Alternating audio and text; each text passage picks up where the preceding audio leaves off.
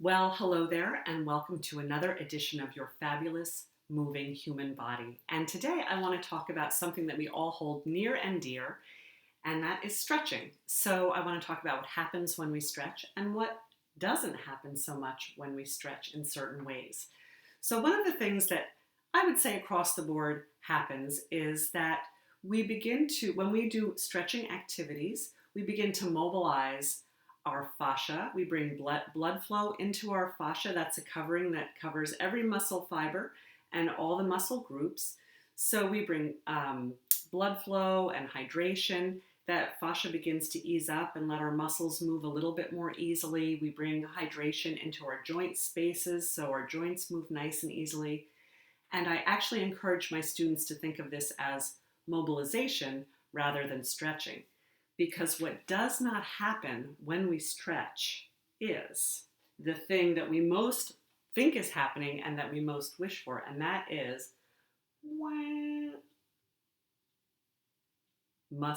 muscle length. We think we're creating muscle length when we stretch because many people believe it's a mechanical process. But stretching is not a mechanical process that we impose on our bodies. Muscle length is set by your brain, and muscle length will only change when your brain perceives safety and coordination with the opposing set of muscles. So when you see that person at the gym, or maybe that person is you, tugging at that hamstring, like, man, I'm going to stretch this hamstring, and we very often picture that we are forcing the fibers long. That's not what's happening, and actually, the brain senses injury and begins to contract the fibers to protect itself, and that is that feeling of stretch that's not great, but that most of us live with, trying to create length in our muscles. So please remember that muscle length is set by your brain, not by a mechanical action of moving the muscles apart. And when you do stretch, you're actually mobilizing.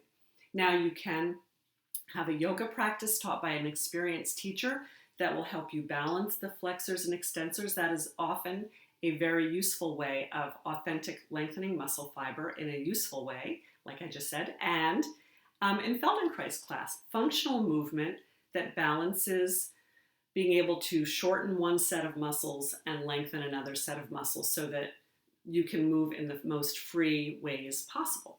So that is my little news today on stretching, and a shout out to painscience.com. It's a great website. There's a very comprehensive article with tons of scientific reference to what I'm talking about today. So you can become an educated mover and move well and safely and joyfully for many years. All right, thanks for watching and have a great day. Take care. Bye.